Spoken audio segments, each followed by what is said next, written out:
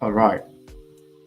So smart skills, leveraging technology to build a unique career roadmap is very, very important for us to have a glimpse of how uh, technology is evolving today.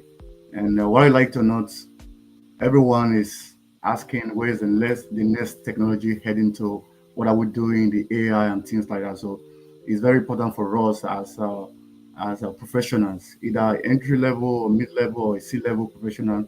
You want to leverage of technology. I'm very, very glad that all our speakers have spoken about how technology has being used, not just in education alone, but in your career and in every aspect of your life, which is some of the things I will be sharing today.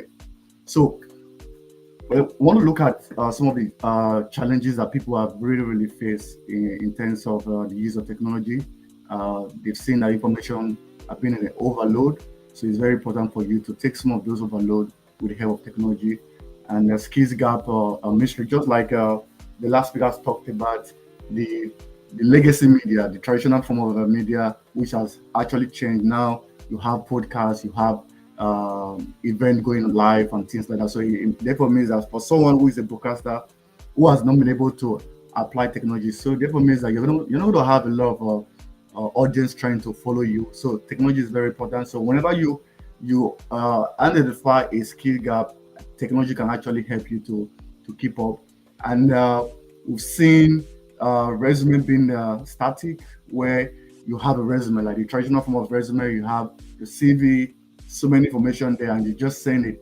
But today you can actually change your resume and to suit the type of job that you are doing. So with the help of technology, you can use AI, you can use so many platforms that can actually prepare a resume for you that originally takes hours, takes some days for you to prepare those resume to fit into that job, which you're not really sure that you're going to get those jobs. But with the help of technology, even if you're not sure of those job coming to you, you can actually use technology to quickly and submit those things. Wasted time, effort, and frustration. There's been a lot of frustration doing things manually. So therefore, people decided that okay, we have to start using technology. So technology has been able to cover in that gap. Uh, but what are the solutions in terms of our career? Whether you are a mid-level person or entry level or even a C-level, those who are CEO or CEO, those who are chief of staff in the organization, you want to see that how technology can actually help you. You have to pinpoint your current skills. What skills do you have? Every skills, every career that you are into, there's a gap that you need to be filled with technology. So you have to pinpoint those current skills that you have. How best can you improve those skills? So you also want to set some career goals. Okay, what goals do I want in my career? Because if you just want to continue with the regular form of the way you usually use the technology, it means that you're going to be out of business. So you need to look at some of your goals, and trust me, technology can help you to achieve those goals. You also need to create some custom routes, how you could actually get into it. Everyone is different. If you're in a particular career, even if you have group of friends that you finished from college or even from a graduate school, everyone have their own pathway. So you need to look at how technology can actually fit into your own path. And over time, you also want to try to reroute, like make a lot of changes real time. Don't just hold on to what you've always known, that this is the type of skills that I've always known for years. So I need to keep on doing that. No. Someone who is so young and 18 years old, I think someone shared an experience of he was working with an organization for years, a tech company, like 18 years, and there was a project that needed to be done, and it was being introduced since you are the head of the department. Okay, can you work on this department on this task? It took 2 weeks. So the organization, the management had to get someone who is just a freelancer who knows the skills and so 18 years, and this guy was able to get that task done. At the end of the day, the person who have been there for 20 years, his job was already at stake. So that is how things can actually change if you don't keep on evolving with the help of technology. So you may be asking, what are some of the things you need to do, like some of the steps you need to take? You need to the skill gap analysis process. you need to analyze what gap are you having in your skills. Analyze your current profile, scan some target roles, requirements. Don't just apply for every job that comes your way. Look at some of those jobs, see if you can actually fit in and see how you can actually use technology to become better. Generate personalized gap analysis on your own. You have to be realistic, you have to be true to yourself. Don't just have a pushback to technology. What are the gaps I'm currently facing? How can I use technology to what? Be ahead of other persons, because the moment you don't do that, from the story I shared, it means your job is going to be at stake. Even if you're someone in business for 20 years, you've been in business, and there is a new niche where technology is being used. If you're not able to learn those technology, you cannot keep up. Someone is going to move on. It might even be a startup company that just 2 years into the business, and all your customers are running to those startup companies because you've not been able to leverage your technology. So it's very important for you to prioritize how you could learn, how technology can actually help you. So dynamic upskill engine that you need to do, created learning resources. There are so many resources. YouTube is one of the biggest university you can actually think of. You can go on YouTube to learn. Even ChatGPT, we have so many generative AI platform where you can actually learn. You can actually start teaching yourself. Adaptive learning paths. You can always adapt. Like I said, you always want to change the way you are learning. Project-based milestones. Set up projects for yourself. This is what I want to do in the next 2 years, in the next 3 years. When you hit those milestones, that becomes a reinforcement for you to do greater things. Because once once you're able to hit a milestone, it gives you a different energy to do something bigger. So you also want to make sure you have a project-based milestones for yourself.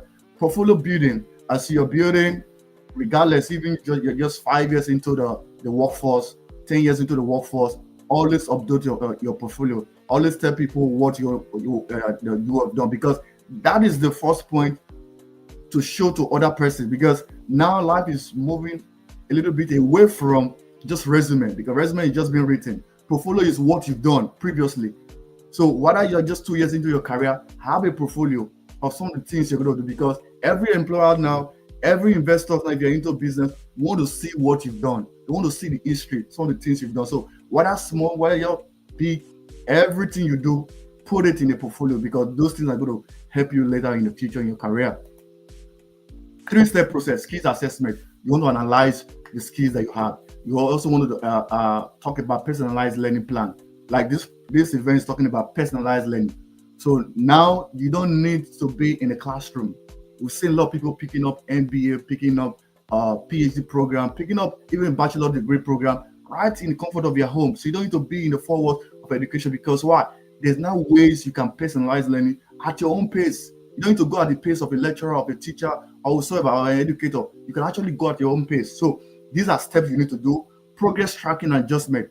You don't want to be in a project when you're not tracking how far you've gone. You always want to make do analysis, take an evaluation. Okay, well, am I doing something right? If there's something wrong, you also want to make an adjustment. There's always room for modification. Don't think that you know it, or don't think you're on an island. If you have any information that you are deficient in, ask other persons. Research, go on YouTube, go on Google and learn more, because those things are going to help you in the future. Benefit of technology-driven career, personalized learning, like we talked about. Most of our speakers have spoken about that. Personalized learning, real-time progress tracking. You can actually track, you can actually see what you're doing. Industry relevant skills. Not all skills is relevant now. You always want to look at what industry do you want to venture into, what skills is being required. Go in there and learn those skills, because if you don't learn those skills, you're gonna be like the person I talked about in the story who lost his job because he refused to upskill himself. So you always want to look at the industry relevant skills. Increase employability. So that's one benefit of having technology by your side, because now everyone want to hire you. Every investor want to introduce to the table, because why? You have a skill. You're able to adapt yourself with technology. Career advancement. With the help of technology, you are advancing your career every single day. Call to action. So your next step is identify your career goals, assess your current skills, explore learning platform. There are so many platforms which I'm going to be sharing in the next slide. Start your own upskilling journey. Embrace a continuous learning. And what are some of the tools you can actually learn from? LinkedIn learnings. Many persons don't know that LinkedIn have a platform for learning. So you can go in there. It's a free service where you can actually learn just the way you have Coursera, Udemy, and so many platforms. This platform gives you opportunity to learn free of charge. Before now, years back, before the COVID, you have to pay for these skills. But now it's very available for you. Go on YouTube to learn some of these skills. Learn industry specific platforms.